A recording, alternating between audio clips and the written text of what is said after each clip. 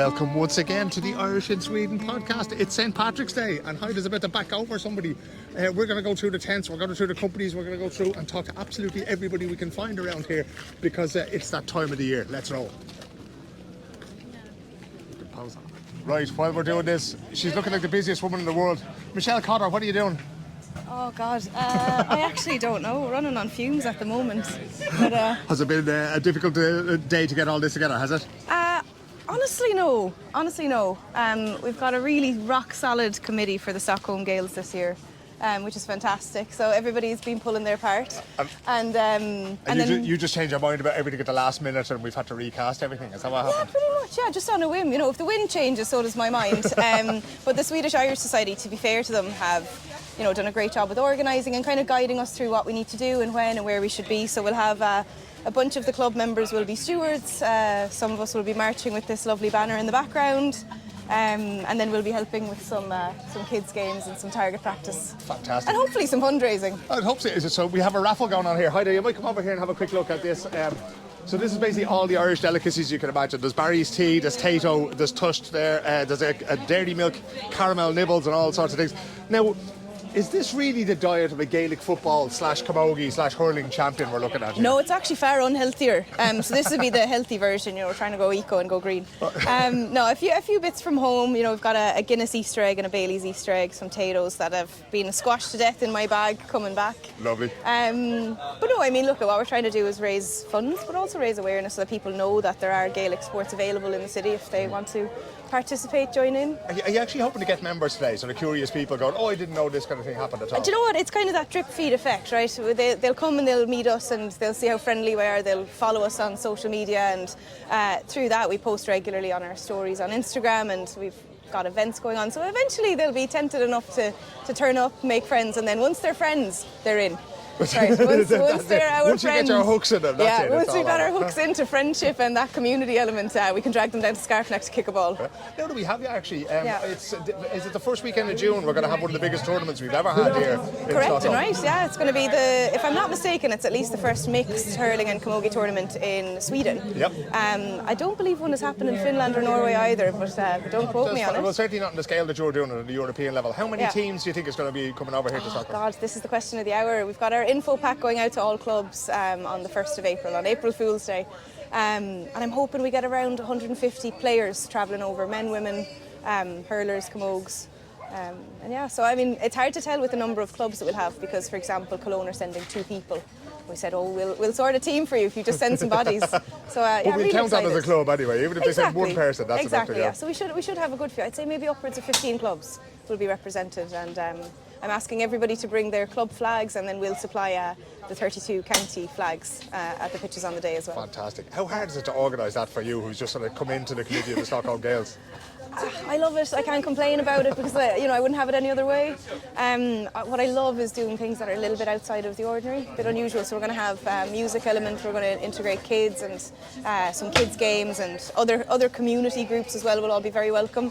And believe it or not, we have some musicians in our midst. So on the committee and affiliated kind of members, we've got 2 DJs that are going to do a bit of a DJ set for the afters of the tournament. So amazing. Festival vibes from 8 p.m. onwards. And this is happening. Is it happening in Scarpneck this year? Is it? So it's Scarpneck is where the match play will be on, and then we've partnered with the Generator Hostel for accommodation, and then they have an event space called Hilma as part of the Generator, who are doing us a great deal for feeding everybody, and they said they'll do a special Stockholm Gales cocktail for the day, and they're just things that are a little bit unusual, get people talking and kind of add that extra element, a bit of spice. Brilliant. We will check back in with you, but for now, Michelle, thanks very much. No problem at all.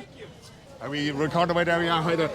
There's a little bit of yellow and black there, but it's not the Stockholm Gales. This time it's the Stockholm Exiles, don't it? You're right. This is Stockholm Exiles. This year we're celebrating our 60 years. Okay. And in my team alone, under 16s, we have 8 Irish boys, and their fathers are the Irish community, but all the boys are playing rugby for me down in Exiles Rugby. Brilliant. Absolutely brilliant. We're delighted to be here today, and our goal is to get more young players in, to get boys and girls.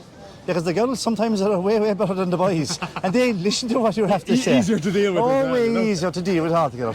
But no, that's it. This is our first year here, and outside there, then we have skills outside there now today to show the young people how actually safe rugby is. Yeah. People have this perception that rugby is very dangerous, and the thing is, if we're trained properly and shown how to do it right, you won't get injured. There's no need to worry. But the Swedish people who look at it, they think it's just savagery. Oh, they do, but you see, that's why we're here. Yeah. Because the people who understand rugby are the Irish and Swedish, the Irish community themselves. Yeah. And I had a lady from Liverpool up there a while ago, and she wanted to know, she took a leaflet, and we have barcodes, and she took a leaflet and everything to get her young grandchildren playing rugby. Yeah. Simple as that. I think this might be one of Carl Stein's young fellas. That's right, yeah. Take the good-looking boys and put them on the front. So we have to do our best, like keep the Irish boys in the front and centre. When they're at that age, Donald, how many days a week would they be training with you and playing matches and that kind of thing? Well, we started there now about a month ago on Kungsträdgården in Gubbigan. Yeah. And coming in now, because the Stockholm style won't allow us until May,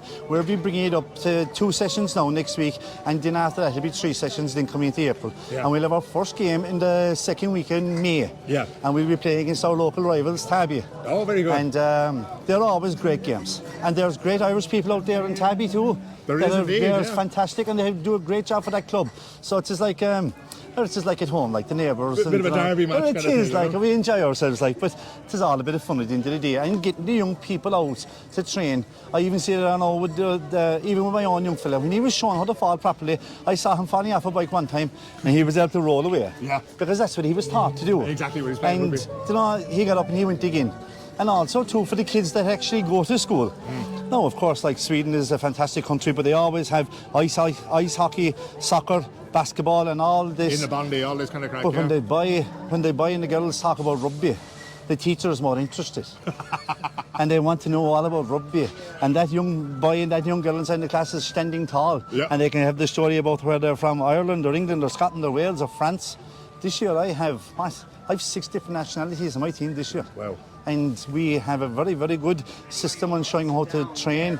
We post videos every week just because you have learning difficulties and you have language difficulties. Yeah. And I have a great Kerry accent as well, like, so I need to be able to. You need the subtitles on those videos. Well, but you see the videos are all off, they're all done by professional coaches and professional people. Yeah. And when you show that to the players and then they're showing that to the parents, they know they're being taken care of. It's a much more serious kind of a thing, you know? Yeah. Listen, let us know when that game is happening against Tabby. It I would be will, a of good course. excuse to get out for the Great. spring. Thank you very much, Phil. Good to see you. Thanks for all the work you're doing. Not at all, thank you. Dublin So here to translate what Donald just said is Carl Stein from Tush.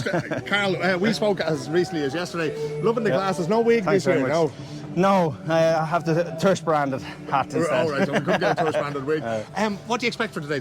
This is just getting bigger and bigger and bigger, isn't it? Unbelievable. I mean, the work that the team have put in, the Swedish Irish Society and everybody else that's involved. I know they've got bigger and better sponsors this year, and it's just Bigger and better growing. sponsors than you, surely. And we just turn up and give away a few bottles of Thirst, so we're not official sponsors really. But we're blow-ins there, super like. blow-ins, but super happy to be here. Are you like those old women that used to be outside Croke Park with the pram and all the chocolate on it kind of thing? You're just surfing in on everybody else's success, yeah? Wrapping paper 5 for 50. Exactly. It's down the back here somewhere. What do you expect now today? Because most of the people who are going to be here, would they have heard of you and what you do and the drinks that you make? Now that we're on the market 3 years now, so we are finding that a lot more people have seen us, and they're coming up and they're wanting to buy directly here. Already, we're only here 10 minutes, and already people are wanting to buy direct. Have you heard of Thirst? I want to give them the spiel. They're like, I love Thirst. So that's great. So we're starting to get recognised a little more, which is great. We're in a lot of good cafes and restaurants and bars. So if people are out and about, they probably have seen us. They mightn't know about the Irish link, which they'll find out now. So if the glasses don't give that away, nothing will, you know. How hard is it? Like, I mean, this is a business, as you say, you've been in business for 3 years. A lot of the time you can be in business not making any money. I mean, is it at the point now where you can say you can breathe out a little bit more every time you go to brew a load of raspberry soda or that kind of thing? Yeah, I mean, the way our strategy really was to sort of try to make a little, at least not go back. Whereas a lot of startups, they don't mind going back a few million here or there, which we've never been in that position. No, not in that position. So luckily the last couple of years we've been okay. Last year was a little flat, but it's a tough time for the organic food and beverage sector. People are, when they're watching their money, they sort of, they can choose other products, even though they know they're not as good, not as healthy, when it comes to meat or drinks. But we didn't grow massively last year, but we didn't lose any money, which is the main thing. And this year, but this year we're off to an amazing start. So I think people have just come to accept the fact that prices are as they are now, and you can't stay in the rest of your life. So I think people are out again. Interest rates hopefully not going up anymore, and there's a bit more positivity this year, certainly than there was last year. Museums are a big customer of ours. We're in all the big museums, Boston Museum, Aquanal Museum, and their figures are up. Their visitor numbers are up, and their spend in the restaurants and cafes are up. So positive news. Brilliant. Yeah. One last question, right? Because we have the various state agencies. I'm going to be talking to some of them today. Enterprise Ireland, Board BIA, but you're not really covered by them, right? As an Irish-owned business, it's not the same as a business from Ireland. Yeah. Do you get any help, any support, any networking from them? In the last 6 months or so, I reached out, and I'm absolutely amazed how much help they're willing to offer, because I thought a little bit like you've mentioned, I thought I'm not really, it's about business coming this way. It's not really, but absolutely not. They're massive. The Irish Chamber of Commerce, a load of help. The new ambassador, Barbara Jones, made a call to me, offered all sorts of help. Wonderful lady, wonderful team there, and I'd recommend to any Irish entrepreneurs over here, contact them. Contact the Irish Chamber of Commerce, contact the embassy. There is help there. I'm going to have to put a disclaimer on YouTube after that. But for now, Carl, thanks very much. Cheers. Have a great Enjoy day. your day. Cheers. Thank you. Right, and the Swedish people, they think they know about this fika crack. Mark from Sponge Cookies will tell us all about it. Mark, what have you got for us here today? Well, we got a selection of cookies we baked this morning. So we got white chocolate, milk chocolate, dark chocolate chip with sea salt, 2 types of sprinkle cookies, some small passion fruit and white chocolate tarts, some gluten-free and vegan selection. And some very green ones here for St. Patrick's Day as well. Of course, yeah. This rude not to. These are magnificent things all the time. How has the reception been so far? They're only really getting going here this morning, but there's a good few Yeah, it's people good. around. We thought with the rain and stuff, but we love the rain, don't we? Look, it's But no, it's good. second Well, nature. good. We should sell out. You reckon We you'll hope sell so, out? because I don't want to eat anymore. After all these years of eating cookies. Oh my yeah. God, yeah, I can test a couple, so yeah. You have your new, well, it's not new now, but you've been down on Sada for the last little while. How's it going for you down there? Good, settling in. Yeah. Good to be in the area. The people are being really open. I think we've had to prove ourselves. Have you, yeah? Yeah, but we're open 7 days a week, so it's good. Yeah. It's good. We're settling in. I always thought that was the kind of place that would suit you with your brand, Do you feel like Yeah, you've come home there? we do. And someone actually said, it's the type of, what did she say again? She said something like, this is exactly, the area. Yeah. So our style. So Yeah. it's good. And is there a lot of people coming in? Can people order your stuff online and that kind of thing? Can order as well, online, order through the website or the Instagram as well, spongecookies.com. Yeah, So, at Sponge Cookies on Instagram. Yep. That's it. What's next? Are you going to be in any of the Ecas, the Consums, any of that kind of thing? No. We keep it fresh and we keep it small. We keep it personal, and that's what we're all about. I don't want another shop. I just want the one shop, and we bake fresh. We have a great rapport with the locals, anybody that comes in. So that's what we're going to stick at. Brilliant. Yeah. Great to see you again. I You hope too. you sell out Pleasure. no time and you'll be up in the Dublin or down in Beers. Yeah. Happy Patrick's Day. And the same to you. See ya. Right, now we're into the important part of things, right? I'm here with Kim Sjölund from the Irish Chamber of Commerce in Sweden, who also is behind the White Clover collection, which everything presumably here for sale today, That's Kim? right, Phil. Have they been queuing up to buy it off you? Of course. Brilliant to see these lovely designs. These are designed in Sweden, Yes. woven in Ireland, brought over here. How Yes. has business been over the last little while? It's been pretty good, actually. And we have customers who keep coming back. We like which them, is- don't we? So this is a good sign for us because we know that they are pleased with their product when they get it home. Yeah. So we're very happy about that. You have a little sort of a showroom out on the south side of town as well, don't you? I do. I have a showroom on Varmdevegen out in Nacka. Lovely. So you're very welcome. And White Clover Collection, we're on Instagram, Yeah. Facebook. When you section it all up, how much is sold in the shop? How much is sold online? How much is from Instagram? Where does your business come from? Mostly online or at sort of activities like this. Yeah. Markets and sort of crafts fairs and things like that. That's where we would probably sell most. That's me out But there. online. Online is That's the place to go. That's- Always lots of campaigns going on there. That's where everything is. Let me ask you were at the Irish Chamber of Commerce, the St. Patrick's Day lunch, the I annual was. lunch yesterday. Nobody wants to hear me talk about it. Tell me about it. What did you think of it? Did you enjoy it? It was a fantastic gathering, Phil, of the Irish community in Stockholm. We had our patron, the ambassador, Barbara Jones, who came and did a magnificent speech about just St. Patrick and his history and his story, and it was a heartwarming event actually to see all the Irish community get together, mingle, have a chat, and think about the fact that we're 7 million Irish people on the island of Ireland, but we are 70 million Irish people all around the globe who call Ireland home. There you go. And it is an incredible story all the time. Isn't it? And it makes that St. Patrick's Day celebration such a global thing, you know? Oh, yes. And another great way to spread it, of course, is through the White Clover collection. I see your competitors here behind you. Indeed. So I'm going to grab this microphone here and we're going to go over and we're going to talk to Carrie Cook. Okay. And Carrie's now going to say lovely things about Kim's collection and vice versa, because she said lovely things about yours. How are you, sweetie? Are you well? I'm very well. I'm going to stick this on you here and then we're going to chat for a second. And at the end of it, you're going to be embarrassed and we're probably still not going to take it out anyway. I know you, Phil. Like, you just leave it all in. How are things going here this morning? Good. I mean, there's quite a good crowd here already. Yeah, and It's we're only getting started, and the music is only getting going there. You know, so your collection here, this is the one that we looked at when we were at Freedom's Pond there just before Christmas and that, isn't it? Little bit of a combo of things here. So is there new stuff in there as well? Is there? I've got. I'm not sure if you saw my. I'm just going to hold this so we go ahead. Yeah. Yeah. Show me. I've got my plant dyed cushions, and then some other cushions from a previous collection. Yeah. And then I also have my linen tea towels. These proved very popular online before Christmas, didn't they? They were nice, yeah. I've only got a handful left, so hurry up if you want some today. What's the next collection going to look like? Have you plans for the new? You mentioned that we're almost at the end of these things. Will you go back and make more of them? If people want them, I will absolutely have some more made for me. But I'm also working on some wall hangings at the moment, which some of which will be at the Arrivals exhibition, which is coming up in April. Now, this is how you do it. This is how the pros do it, There right? you Because this go. is my next Segue. question. Nice Segue, segue. lovely. Yeah. The Arrivals exhibition is taking place in the Ambassador's residence. Is it the 15th It is of indeed. April? No, it's not. It's the 18th of The April. 18th of April, my brother's birthday. I should have been able to remember that. You're still accepting submissions for this, right? We are. We've got a couple of spots left. Give us the pitch. Give us the pitch.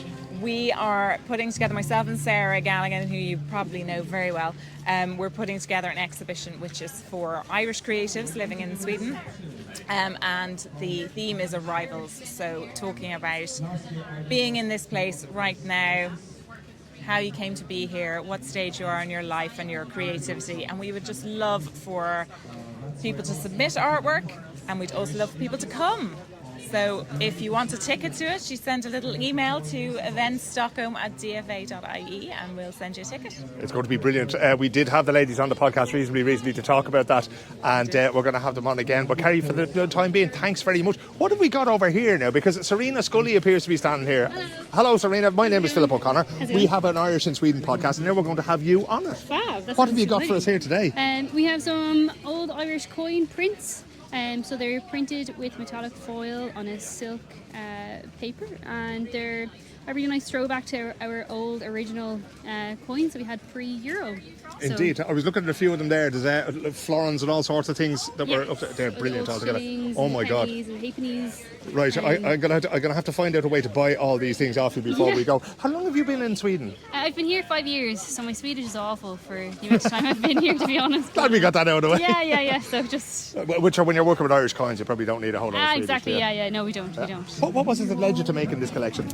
Honestly, we moved here just before the pandemic, and when I got here, it was just a bit homesick because we weren't able to go back and forth as much as we wanted to. So I kind of wanted to do a very Irish kind of collection just for my own sake, to kind of be able to touch back on a little bit of home. Reconnect a little bit, kind of thing. Reconnecting. So how has it gone for you? It's gone really well. These are kind of the tail end of this collection now, so also kind of similar to Kerry, ready to get moving on to something else now. But But there seems to be a lot of people, yourself, Carrie, Kim, who are getting involved in this thing, like textiles. I know Sarah Galligan's also involved in recycling and repurposing stuff.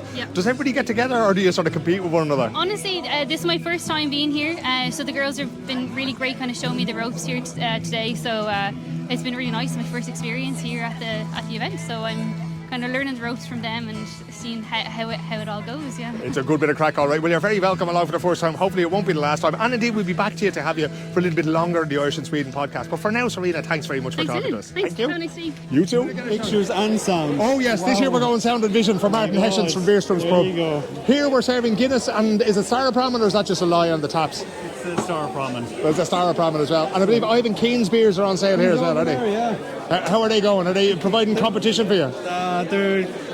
It's a compliment. It's a On the compliment. side, yeah, to have some other beers, so it's all good. It's all good. How's it been here today? Very busy? Very busy, busier than last year.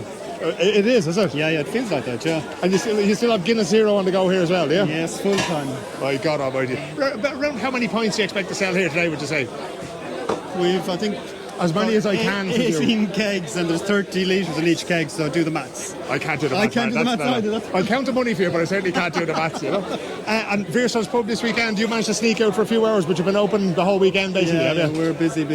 So it's the rugby just later on, and then tomorrow's paddy. So it's, yeah. How do we make this bigger and better next year, Martin? I don't know if we want to make it bigger and better next year. I think it's great as it is. So it's fantastic to see the turnout that we have. If we can just survive this one, we'll be grand, won't we? Yeah, Well, that's thanks, for sure. Thanks as always for your support for the parade and indeed for the Irish community. Good man, Martin Hessian. Cheers, man. Greg, cad atá dhéanamh a gréibh anseo nniu? Well, níos tá bardán agus tá muid ag beag nach díalta amach ach bhí muid a caint ngaige, bhí muid ag caint faoin ngaige agus bhí muid a tuairta na míseán agus na sticéirí agus na tatóna amach. Yeah, so daibhí sé go maillion. Milsean agus stickery, how popular has it been today with the young people of Sweden who've maybe never seen this before? Oh, extremely popular. Just you have candy, the children come. That sounds a lot creepier than I mentioned. But can you teach them the Kupla Fuckle now when you have them here, kind of thing? Do you get them any engagement from Some of them? them are a little bit shy, but I've had a couple of people just diachits, these merchits, is misha. Yep. You know, the simple things like that. So. You've been involved in the Irish language now in this country for quite some time. How have you seen it develop now? Because there's been certain people like yourself, like Max here, like Noel who's been here before.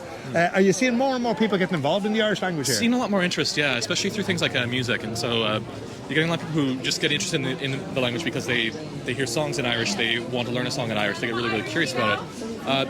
Seeing a lot of interest in it through Uppsala University as well, because we offer these courses online, which bring in people from kind of all over the country. So seeing a lot of development in that respect as well. And yeah, just more people coming out since I started coming to these things. More people coming out to our group, like Doris Tolan. So we meet more or less, I say more or less on every 2 weeks. It's a lot more chaotic than that in practice, but. But that's still it's still organised by the Facebook group. People say, right, we're going to meet in this pub, usually in Gamla Stan here in Stockholm. Yeah, it's usually either Vestrom's or O'Connell's. But we also meet occasionally in Uppsala as well, for those of us who are maybe a little bit further away from Stockholm. So in O'Neill's, used to be buddies. Yeah. We actually have a WhatsApp group as well. So there's a QR code for that here. If you want to come over to our table and scan it, if you want to just find out what the crack is. Excellent. We will definitely get that, and we'll be putting that out there on the Instagram for the Irish and Sweden podcast as well. You mentioned the online courses that you have there as well. Is that something, because often the question I get is, where do I start? Okay, you know. Yeah. So is that a place for people to start with the online courses, or should they just turn up Cawdall, Squaregals, O'Connell's? Yeah, I mean, if you have a bit of Irish from school or whatever, or what have you, then I'd say show up to the chats, and you'd be surprised what comes up once you actually start talking. But yeah, the Irish language courses at Uppsala, they start for absolute beginners, because a lot of our students are also Swedish, and if you're Swedish, grew up in Sweden, you probably wouldn't have had Irish in school. So, very unlikely. Very unlikely, yeah. So it is absolutely meant for like complete beginners. Tabula rasa, ab initio. First lesson is... Where do those people come from? The non-Irish students that you would have, which I'd imagine is the vast majority in Uppsala University, where do they come from? Where do they develop the interest in the language? Yeah, a lot of them are just from Sweden, from Uppland, or from further afield, who've come down to Uppsala to study. And in a lot of cases, like it really common for them to be interested in Irish, because either they're just interested in languages in general. One of my students is doing a lot with Finnish and Sami, and he just likes kind of weird languages, so Irish is one of the more obvious definitely ones as well. qualifies. Yeah, but you also get a lot of people who, like I said, music is one of the big things. A lot of my students have been musicians as well, and they've just been interested in traditional music and encountered the language through that, and that's kind of the gateway drug. They hear Dulamon one time, and they're hooked. I was just thinking, this time last year we had a film at the Oscars on Colleen Kuhn, the quiet girl. Yeah. Did that make a difference? Do you see an upswing when you have cultural events like that? I think so. I think Irish has definitely been enjoying a lot more of a sort of... people have been a lot more aware of it through things like that. So on Colleen Kuhn, and then of course this year's Oscars, an Irish-speaking actor, Cillian Murphy, wins Best Actor and says a bit of Irish in his acceptance speech. Yeah. So I think people are definitely a lot more aware that this is not just this is a language which people speak. It's not just a dead language. It's not just a school subject. It's something living, something vital. Where do people go to find your online courses if they want to get stuck into Irish? Yeah. You would honestly just Google Uppsala Celtic and that'll take you to the page, or Uppsala Irish, and you can register them through, I think it's on togning.se, but yes. It's the standard thing for registering in university courses in Sweden. And of course, if you're an EU national, they're free of charge, so brilliant. Anyone with an Irish or Swedish passport. And there's a WhatsApp group as well for anybody who's interested in learning Irish in Sweden. Exactly. This is why I love the parade. Thanks very much indeed, Greg. Go to Margaret. Lots of those. This is one of those incidents where you have to grab people while we can. Carmel, absolutely. We're just getting ready for the big moment now. The parade's about to kick off. How has the day been so far? It's been absolutely fantastic. I mean, this is just beyond our expectations, absolutely. The weather is as we expected, but no rain. So yeah, it looks like somebody's pulled the curtains, but at least it's not raining yet. Yeah, so absolutely. Fantastic. And the associated, or what let's say, the companies down there. Yeah. I mean, that's our extra for this year, and it's going so well. They're all delighted to be here. Yeah, They've got a thing going. So we have some great community organisations. We also have St. Patrick there. We might bring him into the picture as well. St. Patrick, lovely of you to make it here again to Sweden. Oh well, I love the Stockholm parade. It's the best one of them all. By far. You've been doing this a long time now, St. Patrick. How have you seen this parade grow and develop in recent years? Well, I've seen it start with a couple of dogs and about 2 boys over in the park over there about 20 years ago. And just look around you now, huh? All thanks to the Swedish Irish Society putting it all together. And Carmel at the helm. He's just about to lead us off around the town now. Absolutely. Unless we can find, St. Patrick will definitely be back next year. I have an idea. Maybe we can start it here and end it up in Yavla next year. Absolutely, that's an idea. Now we're talking, yeah. Thanks very much. Have a great day. Thanks very much. Okay, this is it. The last bit for today. The parade is about to get underway. The weather is absolutely terrible, but it's been an absolutely brilliant day here at the St. Patrick's Day Parade in Stockholm. We're going off to enjoy the rest of the festivities. We hope you've enjoyed some of these voices from the St. Patrick's Day Parade here in Stockholm. And we'll be back again next week with another episode of the Irish in Sweden podcast. Until then, take care of yourselves and take care of one another. Good luck.